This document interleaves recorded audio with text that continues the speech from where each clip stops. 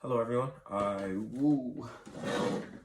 would like to base this video. I want to talk about GreenLights by Matthew McConaughey, or McConaughey as most people like to call him.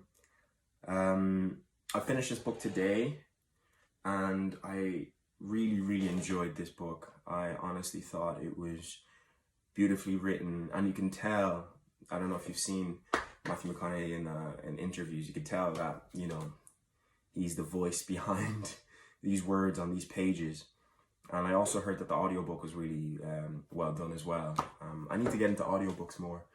But yeah, it's a genuinely brilliant book. I absolutely loved it. It's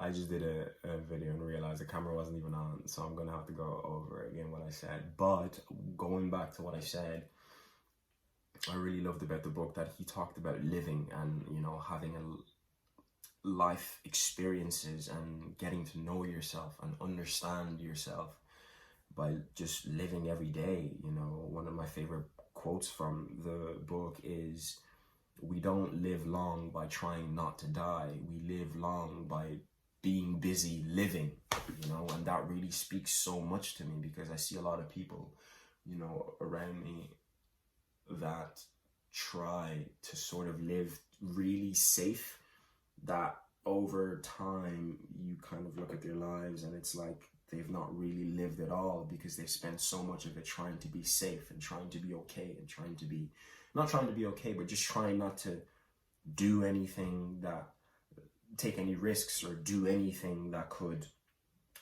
potentially, benefit them in the long run. I always saw people keeping it safe, and I never really wanted to fall into that category. And there is a level of empathy that I do have, and I understand why you would live a life of trying to be safe and trying to be careful. But I think J.K. Rowling says something along the lines of, when you're trying to live life or you're trying to live a safe life, and then you sort of lose by default because you never really lived at all. And I think that's what the book kind of talks about, and the book is just basically a manifestation of his life and how he learned and journeyed to understand himself from celestial signs and his spiritual walk with God, because I'm a Christian as well. And he puts it in such a way that's not preaching or patronizing. It's very practical.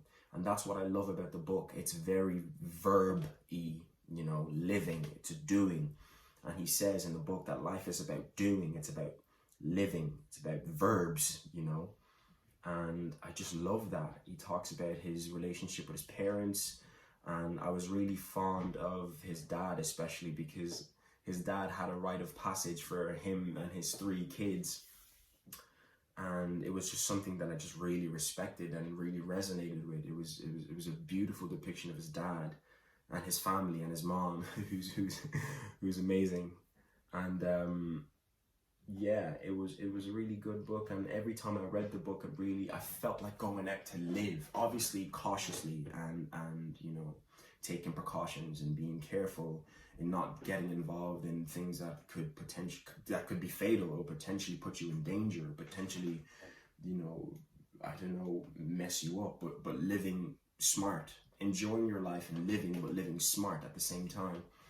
And I love the fact that even when he became a star, he didn't have a set home. He would go across country with his van and his dog Mud, and they would literally travel across America, and he would literally stay in different places and take time to understand who he was as a person, which I think I can't speak of enough of, because it's so important to take time to take solitude by yourself and get to know yourself. I think it's something that's extremely essential for me anyways, and I could see that it really did him it was a great benefit to him of taking time to get to know himself by going, he went to Mali, he went to the desert, he went to the Amazon, and he would just go to these different places by himself to understand himself, to delve in. I don't know if you know me, you know that I love delving into myself and understanding what makes me tick, what makes me like this, or what makes, you know, internally exploring who you are so you can work better with relationships, or what am I trying to say? Interrelational dynamics, if that's a word, I don't know, but you know what I mean. So you can work better with other people by understanding yourself better. It talks about how he met his wife, and about how, you know, you don't always have to chase. You can attract. He talks about how the arrow isn't drawn to the target. The target draws the arrow, and I really resonated with that, because you ever heard that sort of saying? I don't know if it's a saying, but it's a thing where you don't really find what you're looking for. It's more like, I mean, you find what you're looking for by not looking for it. You know, I don't know how practical that is, but in sort of a figurative sense, it's like, if you have this sort of desperate energy and you're always looking, you won't find. But if you're looking, but you're also at ease, and you can be a bit detached from the end goal, and you live life and you focus on other things for a little bit, whatever you're looking for will find itself to you and attract itself to you. And I really, really resonated with that. You know, yeah, it's a book about living. Every time I read it, I just wanted to go out and just live life and understand myself. And also, being in drama school, I went to the Lyre Academy in Trinity, and it was really a forced way to just, because you're in this college for 3 years. And for me, it was the best thing that could ever happen to me, because I got an opportunity to just learn who I was and continue learning. I also believe you're never fully sort of, you're not 100%, you don't know yourself 100%. I think you get to know yourself the more you grow, but I don't think you really ever get to know yourself 100%. You know, I think you're always learning, and there's always parts of you that can be opened and that can be understood. So no matter how much you learn and take solitude and take time to yourself, you're always learning. And that's the fun of it. That's the joy of the whole process of getting to know oneself. You know, I really love the book. I really, really enjoyed it. What else does he talk about? He talks about his relationship with his brothers, how each one teaches one, and how each of them taught him a lesson about life. You know, one thing I really liked about him is that he was always learning from everybody, and he always had celestial signs from, whether it was a person in Mali or a person in Africa or a person in Brazil, or he would always find a way to learn from people. He had this mind that's ever learning, and I love that. That's sort of the epitome of what I love, is ever learning, ever understanding, ever fine-tuning your knowledge, and just always in search of what you don't know, you know, and always in search of new parts of yourself by specifically putting yourself in circumstances that challenge you.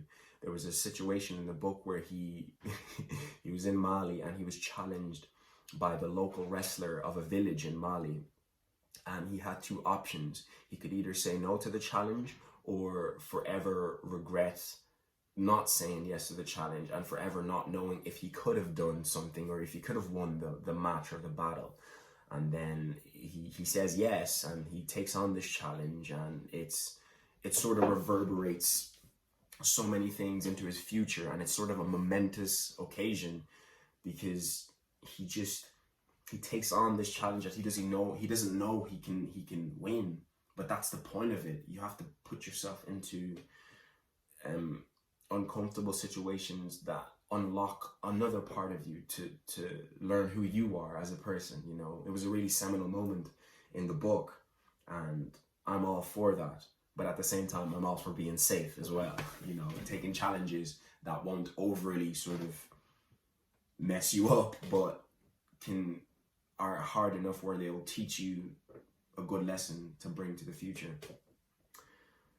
And hopefully they can be seminal and momentous. Yeah, I highly recommend the book. absolutely amazing book.